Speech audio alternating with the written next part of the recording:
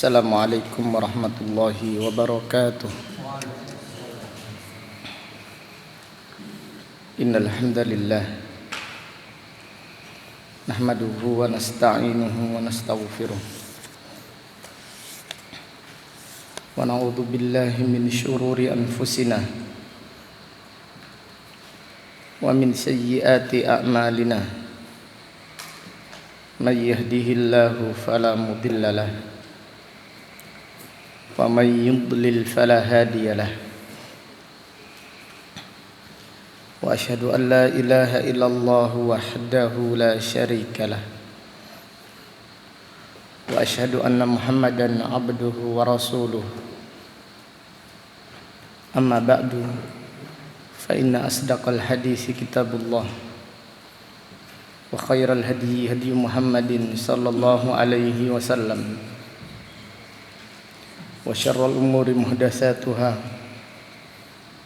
wa kullu muhdatsatin bid'ah wa kullu bid'atin dhalalah wa kullu dhalalatin finnar. Alhamdulillah, pada malam yang berbahagia ini, yaitu malam Jumat tanggal 29 bulan Rabiul Awal tahun 1443 Hijriah, dengan izin Allah Subhanahu wa taala kita melanjutkan kembali kajian kitab Sifat Salatin Nabi sallallahu alaihi wasallam minat takbiri ila taslim ka'annaka taraha, yang ditulis Fadilatul Syekh Al-Muhaddis Abu Abdurrahman Muhammad Nasiruddin Al-Albani, imam besar kaum muslimin, yang dilahirkan pada tahun 1333 Hijriah dan meninggal dunia pada tahun 1420 Hijriah, rahimahullahu ta'ala rahmatan wasi'ah. Kita berdoa kepada Allah Subhanahu wa ta'ala, semoga Allah selalu memperbaiki niat kita dan selalu memperbaiki hati kita, serta selalu memperbaharui semangat kita di dalam menuntut ilmu. Semoga Allah Ta'ala menganugerahkan kepada kita ilmu yang bermanfaat dan amal saleh. Amin ya rabbal alamin. Qala al-muallifu Qala al-muallif rahimahullah, an-nahi an qiraatil Qur'an fis sujud. Larangan membaca Al-Qur'an ketika sujud.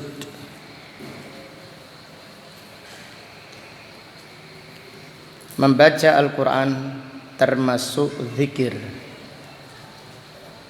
akan tetapi kita dilarang membaca Al-Quran di saat kita rukuk, demikian pula di saat kita sujud.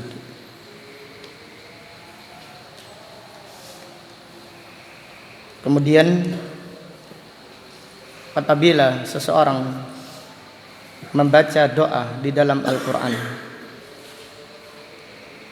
tidak di saat sujud, maka tidak termasuk pada bab ini. Seperti doa Rabbana atina fid dunya hasanah wa fil akhirati hasanah wa qina adzabannar. Doa tersebut terdapat di dalam Al-Quran. Akan tetapi tidak dilarang kita membacanya di saat sujud, karena kita membacanya sebagai doa, bukan kita sedang membaca Al-Quran. Demikian pula doa-doa yang lain yang ada di dalam Al-Quran yang diajarkan oleh Allah, maka tidak mengapa kita membacanya di saat sujud. Dan yang dilarang adalah membaca Al-Quran, membaca tilawah, membaca ayat kursi, membaca surat Al-Baqarah dari awal sampai akhir di saat sujud.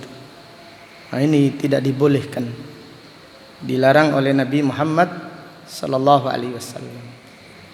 Tetapi doa-doa tertentu seperti kita membaca Rabbana la tuzigh qulubana ba'da idh hadaitana wa hab lana min ladunka rahmah innaka antal wahhab. Ini doa dari Al-Quran. Tidak mengapa kita baca di saat apa? Sujud. Penulis rahimahullah berkata, wa kana sallallahu alaihi wasallam yanha an qiraatil Qur'an fir ruku'i was sujud. Nabi sallallahu alaihi wasallam melarang membaca Al-Quran di saat ruku' dan di saat sujud. Wa ya'muru bil ijtihad wal iktsar minad du'a fi hadzal rukun. Dan Nabi sallallahu alaihi wasallam memerintahkan bersungguh-sungguh dan memperbanyak doa di rukun ini, yaitu di saat sujud. Kama madha fi ruku' wa kana yaqul, sebagaimana yang dijelaskan pada bab ruku'.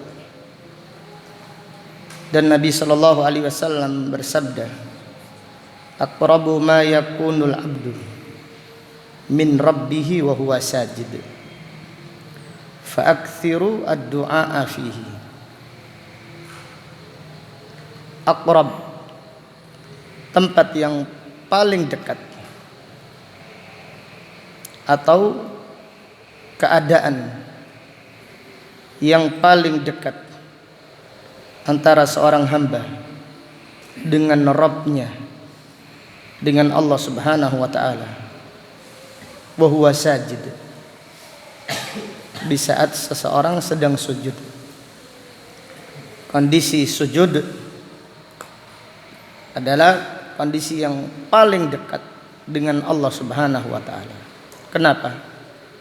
Karena seorang hamba menghinakan dirinya sehina-hinanya untuk mengagungkan Allah Subhanahu wa taala. Di kepala ini tempat yang paling dihormati, namun kita letakkan di tempat yang paling rendah untuk mengagungkan Allah. Kita melakukannya dengan rasa cinta, kita melakukannya dengan ta'zim, mengagungkan Allah Subhanahu wa taala. Maka tempat atau kondisi sujud adalah kondisi seorang hamba yang paling dekat dengan Allah Subhanahu wa taala. Karena Allah suka dengan hamba yang menghinakan dirinya untuk mengagungkan Allah Subhanahu wa taala. Fa'aktsirud du'a fihi, maka perbanyaklah doa di saat sujud. Dan doa yang dimaksud adalah doa umum yang kita baca setelah doa sujud. Jadi zikir sujud, bacalah terlebih dahulu Subhana rabbiyal a'la atau Subhana rabbiyal a'la wa bihamdi, atau apalagi Subhanaka Allahumma rabbana wa bihamdika Allahumma ghfirli. Kemudian perbanyaklah doa secara umum. Mintalah semua urusan kita kepada Allah Subhanahu wa taala. Nabi sallallahu alaihi wasallam memerintahkan kita fa'aksiru ad-du'a fihi. Perbanyaklah doa di saat kita sedang sujud. Dengan demikian dari bab ini terdapat pelajaran larangan membaca Al-Qur'an ketika ruku' dan ketika sujud. Dan di antara pelajaran yang bisa diambil dari bab ini adalah anjuran memperbanyak doa ketika sujud. Anjuran memperbanyak doa di saat sujud. Karena sujud adalah tempat dikabulkannya doa. Apakah seseorang dibolehkan berdoa memakai bahasa Indonesia di saat sujud? Maka jawabannya tidak mengapa. Umum, silahkan doa memakai bahasa Arab. Silakan berdoa memakai bahasa Indonesia atau bahasa Jawa atau bahasa Madura, silahkan. Allah Subhanahu wa taala Maha mengetahui bahasa yang diucapkan seorang hamba. Hanya saja zikir sujud jangan diganti dengan bahasa Indonesia. Subhana rabbiyal a'la ini jangan diganti dengan bahasa apa? Indonesia. Karena seseorang yaitu mengikuti kelompok Islam Nusantara, maka doa sujudnya diganti dengan bahasa Nusantara. Iya apa artinya? Maha suci Allah yang maha tinggi. Maha suci Allah yang maha tinggi. Kemudian kalau takbiratul ihram gak baca Allah Akbar, Allah maha besar. Kemudian zikir-zikir yang lain diganti dengan bahasa Indonesia. Karena alirannya aliran keren, aliran yang modern, yaitu aliran Islam apa? Nusantara. Maka sholat yang demikian sholat yang tidak sah, tidak diterima oleh Allah Subhanahu wa ta'ala, tidak sah. Jadi apabila zikir sholat diganti dengan bahasa Indonesia, tidak sah sholat seseorang.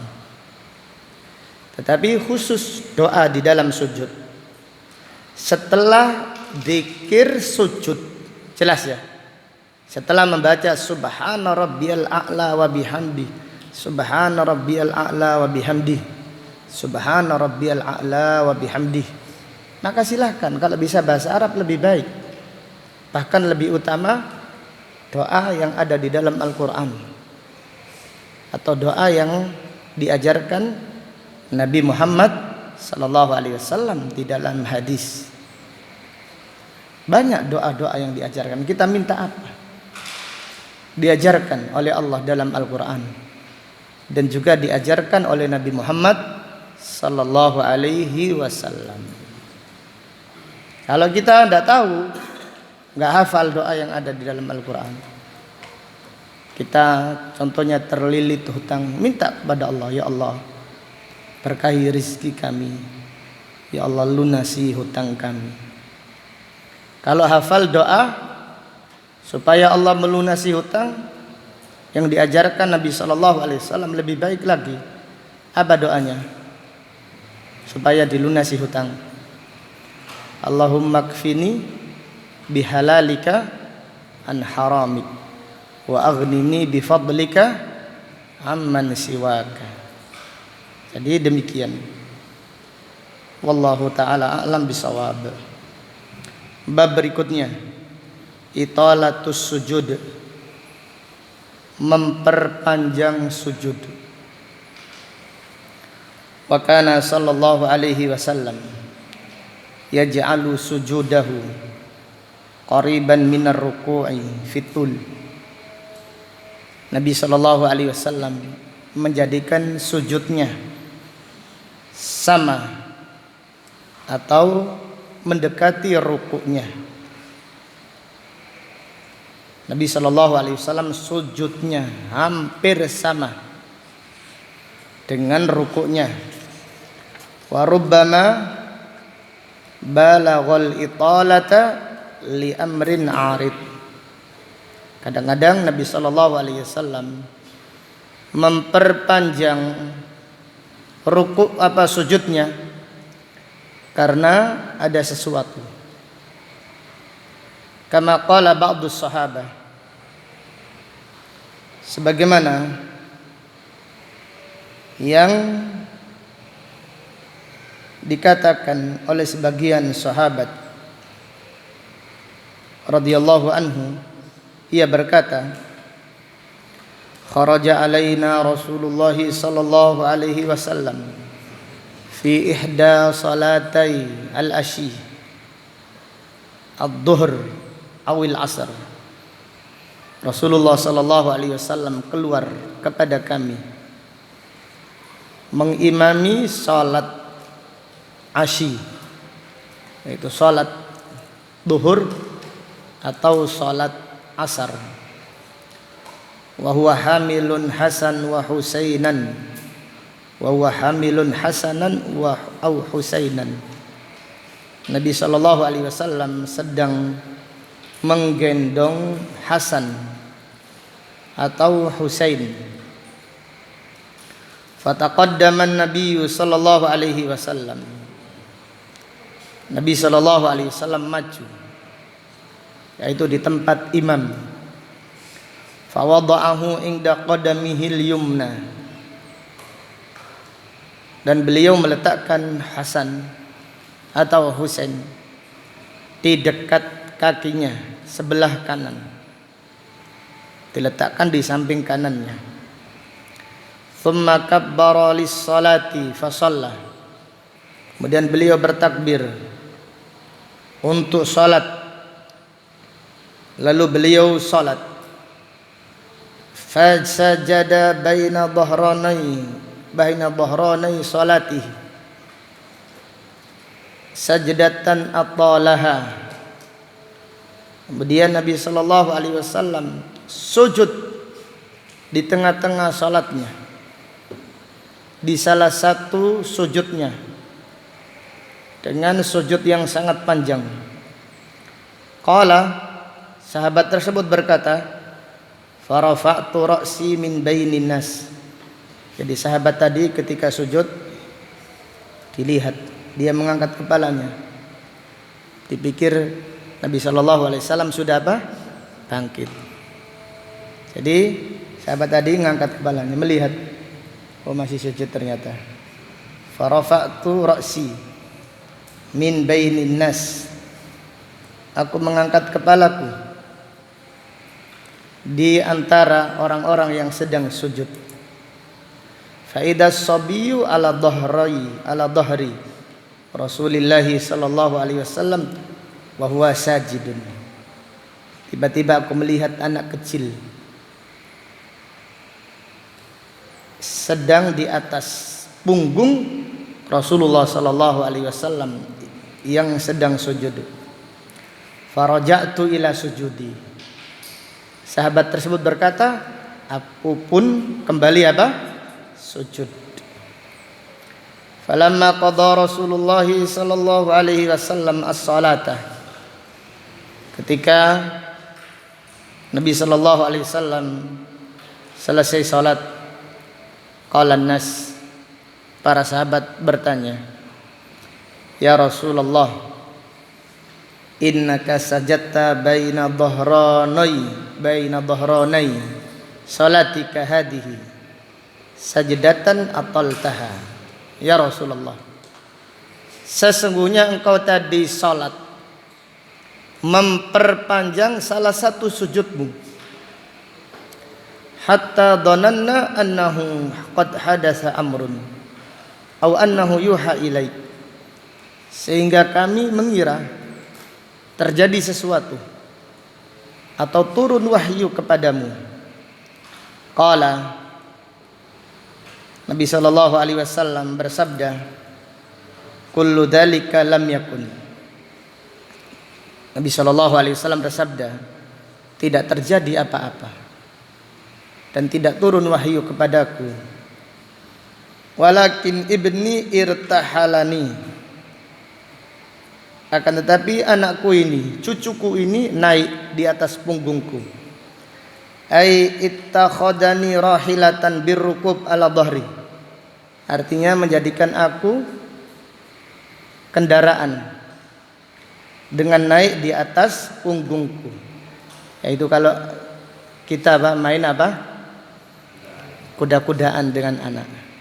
Tapi ketika itu Nabi SAW sedang sujud.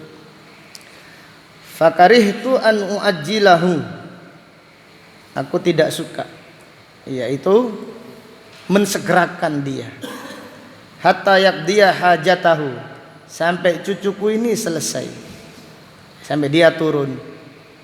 Jadi Nabi SAW dinaiki, dijadikan kuda-kudaan, hatta yaqdiya hajatahu. Wa fi hadisin akhar, dalam hadis yang lain dari sahabat Ibnu Mas'ud, qala kana sallallahu alaihi wasallam yusalli, Nabi sallallahu alaihi wasallam salat, fa idza sajada, apabila beliau sujud, wasabal Hasan wal Husain ala dhahrihi, Hasan dan Husain melompat naik di atas punggungnya Nabi sallallahu alaihi wasallam. Fa idza mana'uhuma, apabila para sahabat melarang Hasan dan Husain, asyara ilaihim an da'uhuma, Nabi sallallahu alaihi wasallam melarang para sahabat, itu memerintahkan sahabat, memberi isyarat supaya dibiarkan. Jadi sahabat melarang di saat sholat, bagaimana melarangnya? Anaknya dipendeli mungkin ya, plot tadi. Nabi sallallahu alaihi wasallam membiarkan, biarkan. Apa? Memberi isyarat, jangan dilarang, biarkan.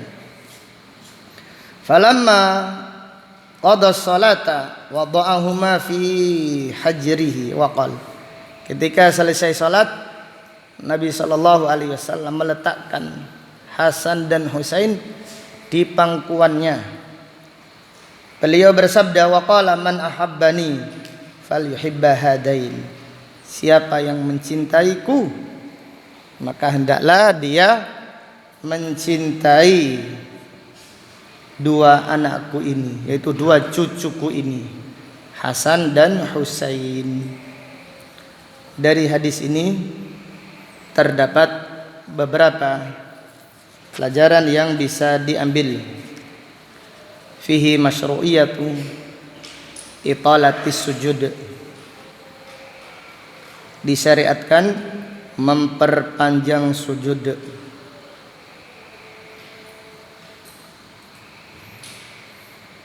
Dari hadis ini terdapat pelajaran fihi jawazu italati ba'dis sujud, dibolehkan memperpanjang sebagian sujud. Dibolehkan memperpanjang sebagian sujud, artinya ada salah satu sujud lebih panjang daripada sujud yang lainnya. Akan tetapi jika dilakukan terus menerus, setiap sujud yang terakhir selalu dipanjangkan, setiap sujud yang terakhir menjelang tahiyat akhir selalu panjang.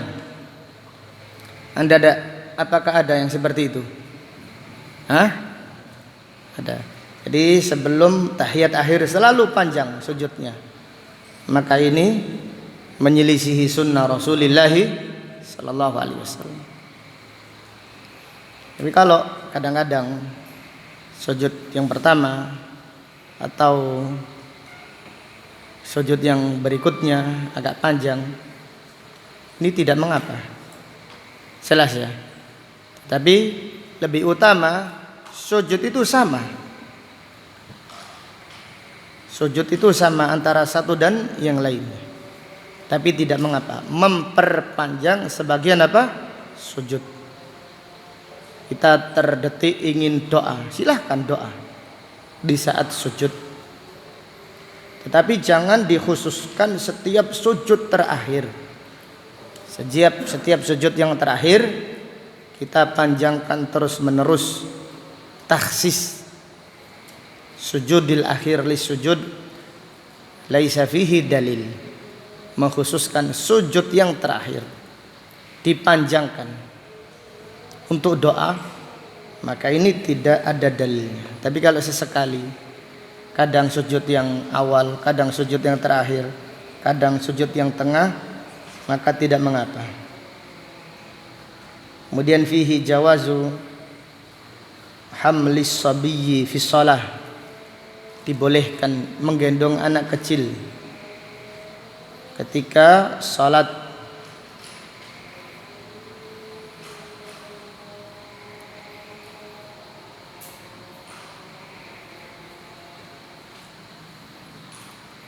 Fihi idza atala al-imamu as-sujud, idza atala al-imamu as-sujud yajuzu li al-ma'mum an yanzura ilal imam mada hadas. Boleh atau tidak nih ya? Jika imam sujudnya terlalu panjang, dibolehkan bagi makmum untuk melihat apa yang terjadi. Boleh atau tidak boleh? Ya ini kan tidak seperti biasanya. Terlalu panjang ini. Sujud 5 menit tentunya. Semuanya sudah tidur. Sujud panjang. Terlalu panjang sujudnya ini. Boleh tidak makmum melihat apa yang terjadi ini? Bisa jadi imamnya sudah bangkit. Kan dia kan tidak terasa ini di shaf yang pojok sana. Barangkali ada terjadi sesuatu atau dia tidak mendengar takbirnya imam. Jelas ya? Boleh seperti sahabat ini. Ini tidak membatalkan salat. Jadi sahabat ini tidak membatalkan salatnya. Dia melihat karena terjadi sesuatu, sujudnya sangat panjang. Demikian, wallahu a'lam. Kemudian dari hadis ini terdapat pelajaran fihi syafaqatu ar-rajul bi ahfadihi, kasih sayang seseorang dengan cucunya.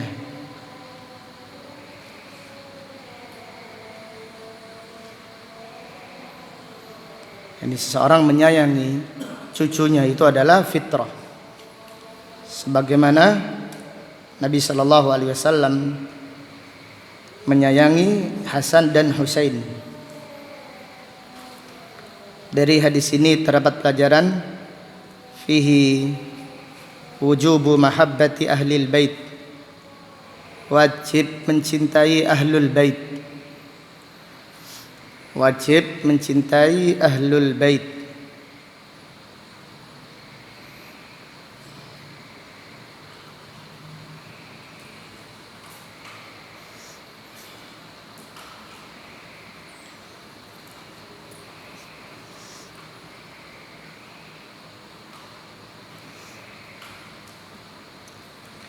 Dari hadis ini terdapat pelajaran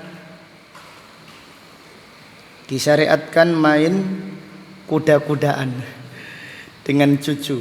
Ya apa bahasa Arabnya? Apa maksud? Kemana Syah Ramadan? Masyru'iyatu hison-hisonan gitu ya. Iya. Disyariatkan masyru'iyatu la'bi rukub ma'al ahfad, ma'al aulad wal ahfad. Disyariatkan main kuda-kudaan dengan anak atau dengan apa? Cucu. Demikian. Ini berarti Nabi SAW kalau di rumahnya berarti main kuda-kudaan. Tidak mungkin Hasan dan Husain melakukan itu di masjid kalau Nabi SAW tidak melakukannya apa? Di rumah. Nabi SAW main kuda-kudaan dengan cucunya. Padahal beliau manusia yang paling wibawa. Yang paling wibawa, paling terhormat. Tapi penyayang dengan anaknya, demikian pula dengan cucu-cucunya. Dari hadis ini terdapat pelajaran fihi jawazu al-isyarah fi shalah. Boleh memberi isyarat di dalam salat.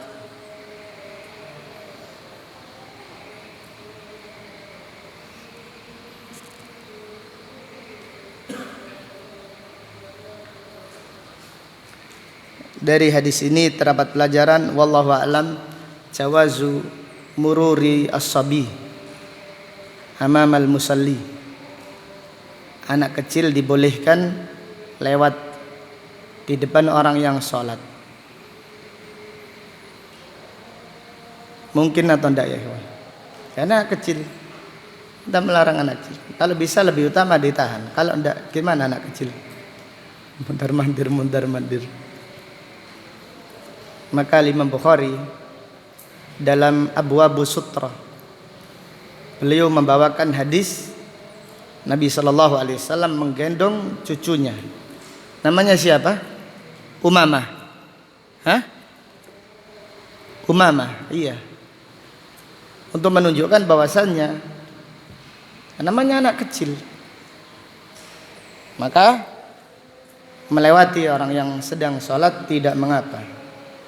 Wallahu ta'ala a'lam. Kita lanjutkan setelah adzan. Barakallahu fikum. Naam.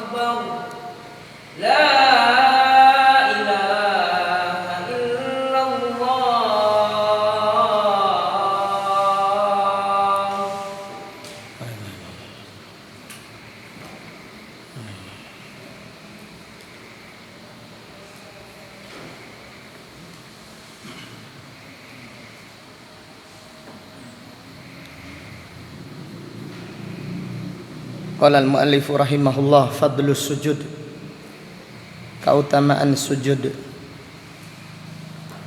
Wa kana sallallahu alaihi wasallam yaqul, Nabi sallallahu alaihi wasallam bersabda, ma min ummati min ahadin illa wa ana a'rifuhu yaumal qiyamah. Tidak ada seorang pun dari umatku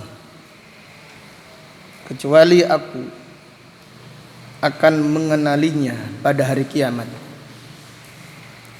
Aku akan memanggilnya, aku mengumpulkannya, aku mempersilahkannya untuk minum di telaga Al-Kautsar. Itu telaga, siapa yang minum darinya, dia tidak akan kehausan selama-lamanya. Jadi Nabi SAW mengenali umatnya. Qalu wa kaifa ta'rifuhum ya Rasulullah fi kasratil khalaiq. Para sahabat bertanya, bagaimana engkau mengenali umatmu ya Rasulullah, sedangkan ketika itu banyak sekali umat manusia? Bagaimana engkau bisa mengenali umatmu? Qala, Nabi SAW bersabda, ara'aita law dakhalta siratan fiha khailun duhmun buhmun wa fiha farasun agharru muhajjal. Nabi SAW bersabda, bagaimana pendapatmu jika kamu masuk kandang kuda, masuk kandang, kemudian di dalamnya ada kuda hitam yang banyak, dan di dalamnya terdapat kuda yang putih. Ama kunta ta'rifuhu minha, apakah engkau mengenali kuda yang putih tersebut? Qalu bala, iya ya Rasulullah, kami mengenalinya, yaitu kuda yang putih, di tengah-tengah kuda yang hitam. Qala fa inna ummati yawma idin ghurrun minas sujud muhajjaluna minal wudu. Sesungguhnya umatku pada hari itu, yaitu wajahnya putih bercahaya dikarenakan sujud, yaitu anggota sujudnya putih bercahaya. Al-muhajjal ghurrun bayadul wajh, ay yuridu bayadu wujuhim binuril wudu.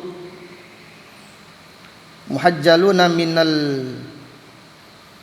wudu, sesungguhnya umatku pada hari kiamat anggota sujudnya putih, dan juga anggota badan yang terkena air wudu bercahaya.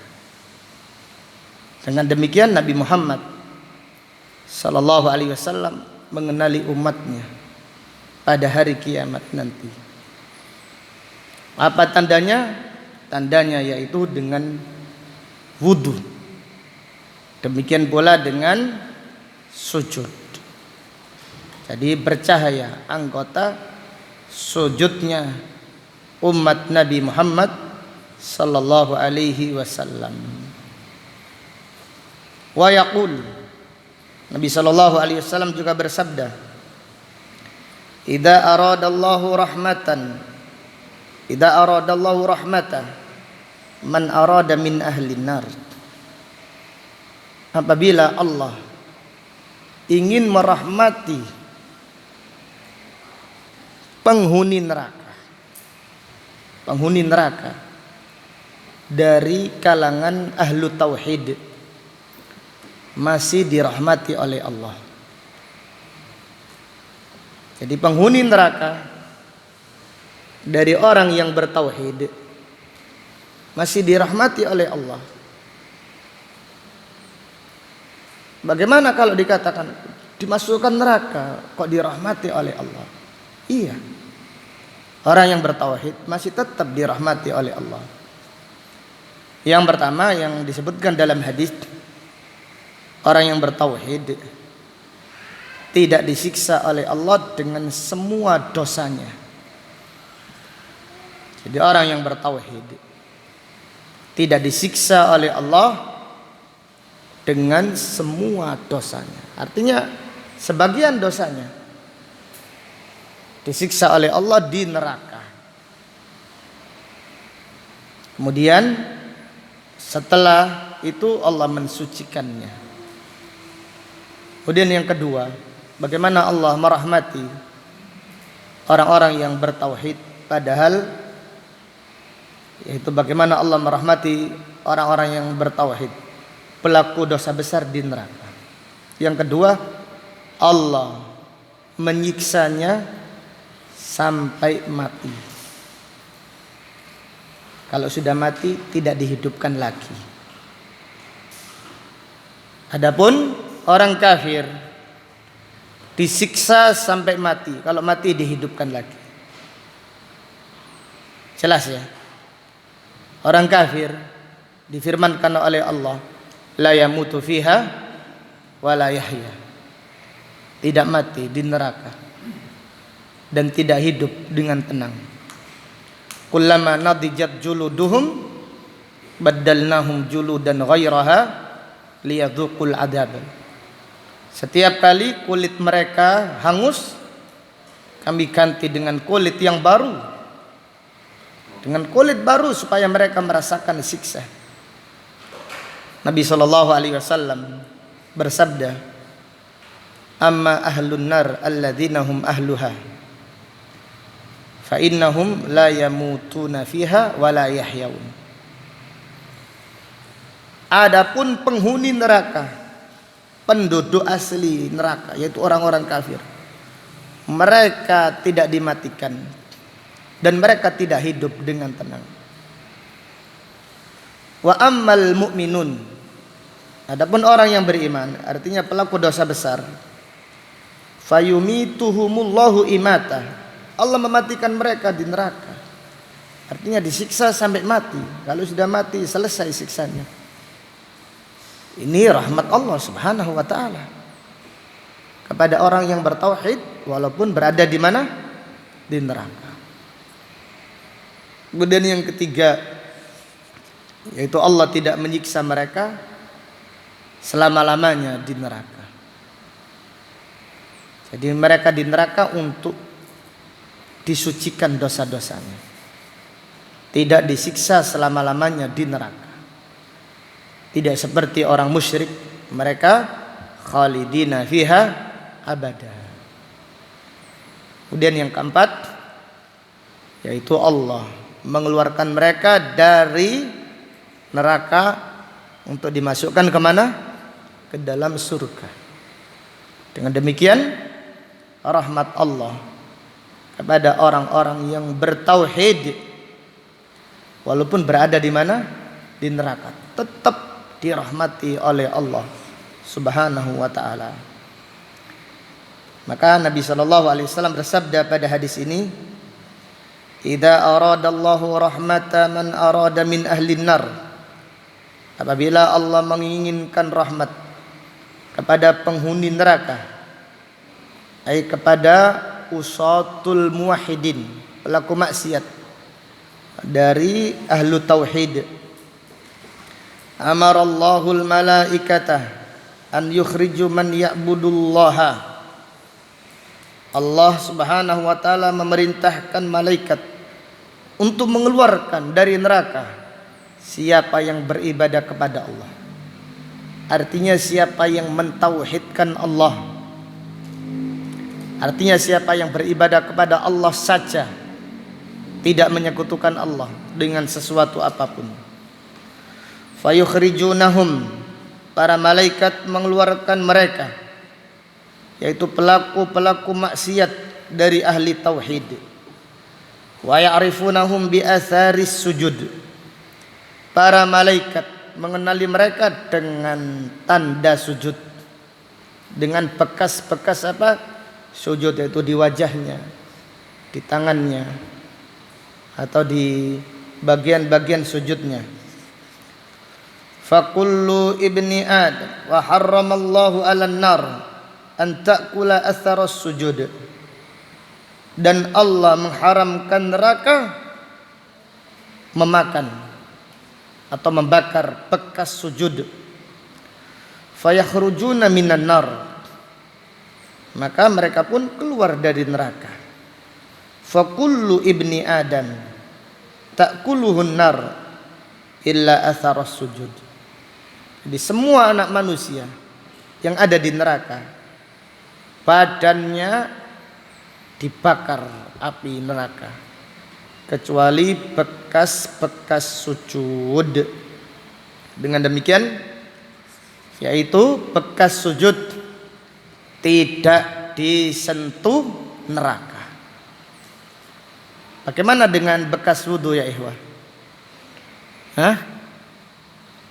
Apakah ada dalil? Apakah ada dalil? Jadi pada hadis ini bekas sujud tidak akan disentuh apa? Api neraka. Dari hadis ini juga diambil pelajaran orang yang bertauhid tidak akan kekal apa? Di neraka jahanam. Jadi orang yang bertauhid tidak kekal di dalam neraka.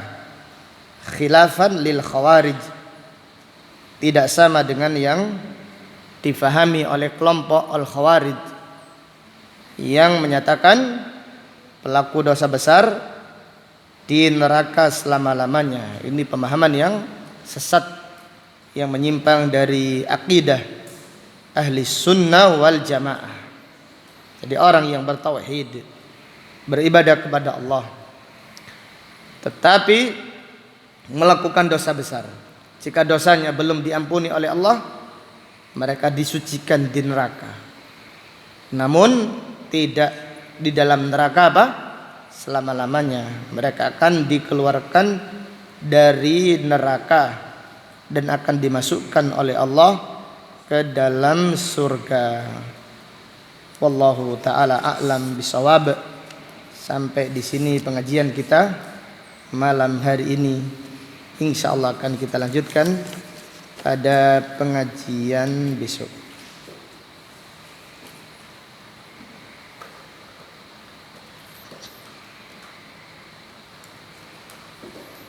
Ada pertanyaan silahkan.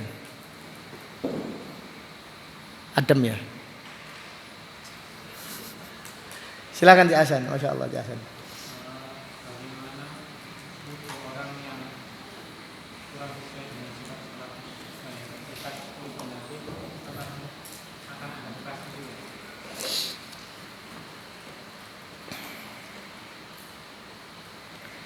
Bagaimana dengan wudhu seseorang yang tidak sesuai dengan sunnah? Apakah masih ada bekas wudhunya? Wallahu a'lam. Kalau menyelisihi, yang dimaksud adalah menyelisihi yang wajib, yang fardu, maka seperti dia tidak berwudu. Jelas ya. Ada anggota wudu yang belum dibasahi. Wudu terlalu terburu-buru, sehingga ada anggota wudu yang tidak terkena air. Maka ini melakukan dosa besar. Nabi SAW bersabda, wailun lil aqabi minan nar. Celaka orang yang tidak mencuci, tidak membasuh tumitnya, diancam neraka padahal dia berwudu. Jelas ya. Maka orang yang wudu yang tidak sempurna wudunya, Jika yang dimaksud adalah ada anggota badannya yang tidak terkena air, maka tidak membekas wudunya, bahkan diancam neraka. Hadis riwayat Bukhari. Wailun lil aqabi minan nar.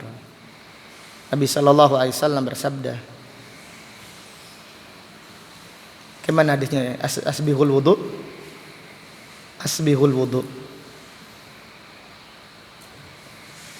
Ala kulli hal Nabi sallallahu alaihi wasallam yaitu memanggil para sahabat dengan suara keras. Wailun lil aqabi minan nar. Celaka bagi orang yang tidak membasuh tumitnya. Tumit ini bagian yang sering dilewatkan.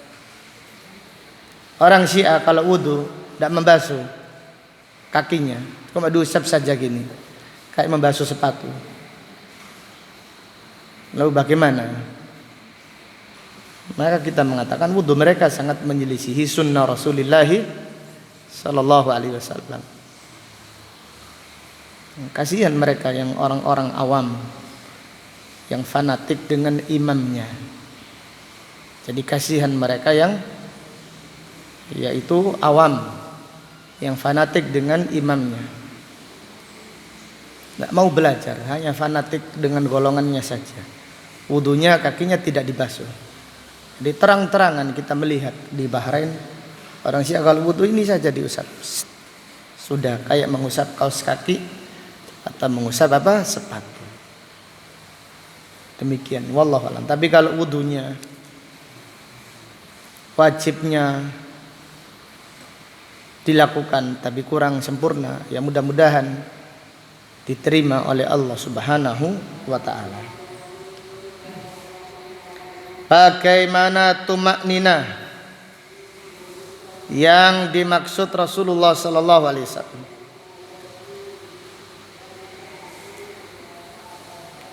Tumakninah, ya tumakninah artinya tidak tergesa-gesa ketika ruku. Semuanya kita harus tumakninah. Membaca, ketika berdiri tumakninah, ketika ruku tumakninah, ketika i'tidal tumakninah, ketika sujud tumakninah. Contohnya ketika ruku. Jadi ketika ruku kita merunduk Allahu Akbar. Yang dimaksud tumakninah artinya sempurnakan dulu anggota rukunya. Pegang lutut kita dengan kuat. Ruku, luruskan punggungnya. Kemudian kepalanya melihat ke arah sujud, tidak terlalu diangkat, tidak terlalu ditundukkan. Baru kita membaca Subhana Rabbiyal Azim. Subhana Rabbiyal Azim dengan tenang. Intinya tumakninah itu tenang, tidak tergesa-gesa di dalam salat, terutama ketika ruku atau ketika sujud. Bagaimana hukum bermakmum di belakang imam yang kurang tumakninah? Apakah salatnya sah atau perlu mengulang salatnya? Di wallahu alam. Nabi sallallahu alaihi wasallam ketika ada seorang sahabat yang salat tidak tumakninah, beliau bersabda, irji' fa shalli fa innaka lam tusalli. Ulangilah salatmu karena sesungguhnya engkau belum salat. Hudzaifah radhiyallahu anhu ketika melihat orang yang tidak tumakninah, beliau bersabda, ma shallaita, kamu belum salat. Fa in mutta ala ghairi millati Muhammadin sallallahu alaihi wasallam. Apabila kamu meninggal dunia dalam keadaan tersebut, kamu meninggal dunia tidak berada di atas millah Nabi Muhammad sallallahu alaihi wasallam. Tapi masalahnya bagaimana dengan imam yang mengimami salat cepat sekali salatnya. Jadi kalau kita masih sempat membaca doa tapi kurang tumakninah, tetapi sempat membaca doa, insyaallah salat kita sah.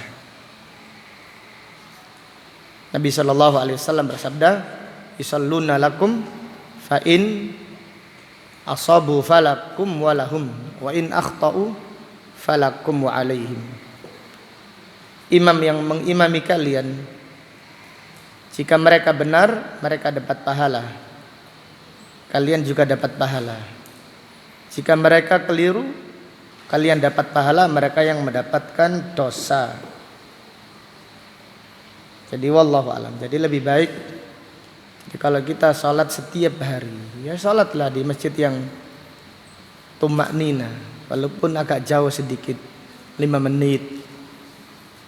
Tapi kalau kita ini di perjalanan, jadi kalau kita di perjalanan ini, kita berusaha sholat di masjid, tapi kita sholat di masjid yang agak cepat sedikit, ya semoga Allah mengampuni dosa kita.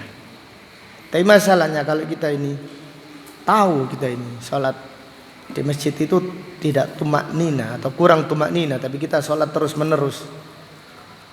Nah ini ya ilmu kita bagaimana? Kita kan sudah belajar sholat harus apa? Tumak nina. Cari masjid yang agak tumak nina, yang lebih tumak nina. Jangan sholat di masjid yang terlalu cepat, karena sayangilah sholat kita. Karena ibadah yang paling agung di sisi Allah setelah tauhid atau setelah syahadat, ibadah apa? Sholat. Lalu bagaimana kita tahu? Kita ini tidak seret, tapi kok kita tetap? Tanyakan hati Anda. Anda yang sudah belajar, tanyakan. Bagaimana hukum sholat di belakang imam yang bacaan surat Al-Fatihahnya banyak kesalahan secara tajwid?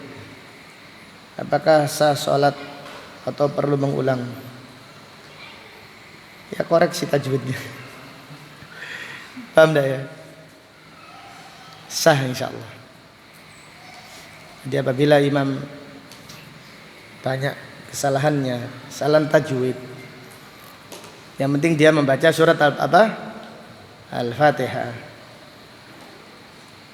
Baca sholat berusaha, tapi memang kemampuannya seperti itu. Ya siapa boleh dibuat. Mudah-mudahan sholat kita sah. Wallahu a'lam.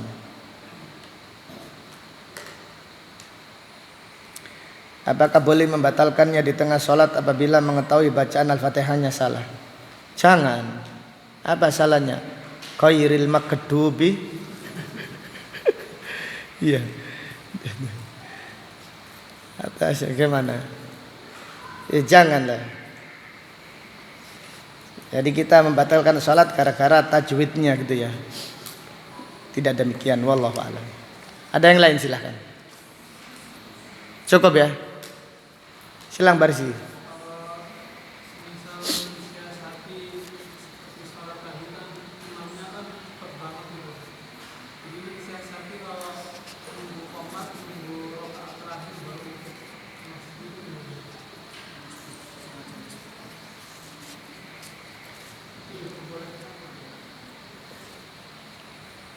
Siasat yang licik itu.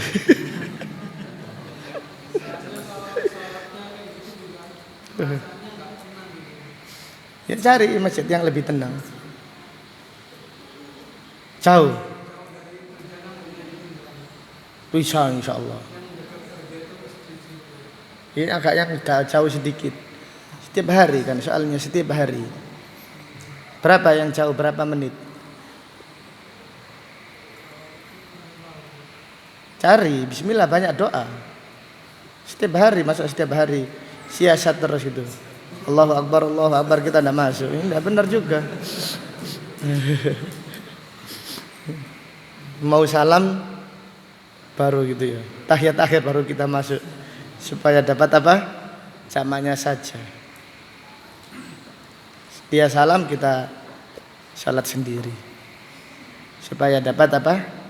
Jamaahnya saja. Yang ini siasat yang kurang tepat itu. Iya. Wallahu a'lam.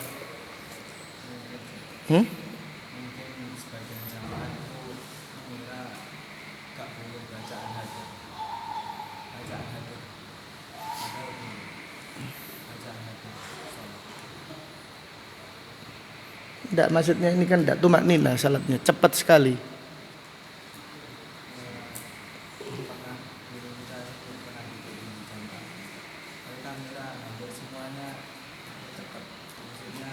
Gak sah semuanya salatnya.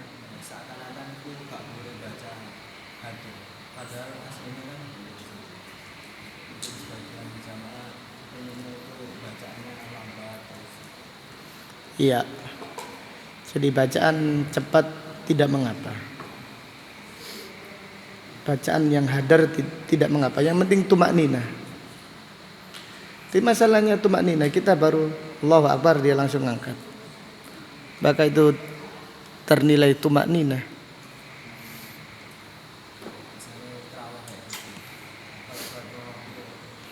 Salat waktu iya. Karena pengaruh dari tarawih tadi. Iya. Hah? Iya, teman, bener. Kita saja, saya kalau pulang ke Tuban itu, kita masih sujud, rukuk, imamnya sudah sujud. Allah, kita masih i'tidal, baru i'tidal.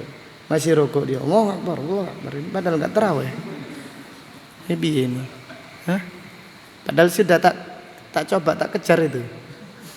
Mau tak tangkap saja. habis kejar ditangkap. Wallahu a'lam. Memang lebih selamat ya, lebih hati-hati, lebih aman ya cari masjid lain. Tapi kalau ndak harus sholat di situ, ya jangan disiasati kayak gitu, Bang. Saya menjadi imam insyaallah. Serobot gitu ya. Nyerondol itu. Tidak boleh lah. Nabi SAW bersabda,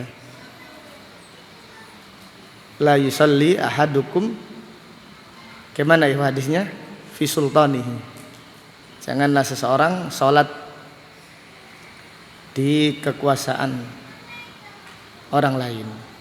Ada yang berhak menjadi imam yaitu takmirnya, takmir masjid tersebut. Wallahu a'lam. Baik, ada yang lain silakan.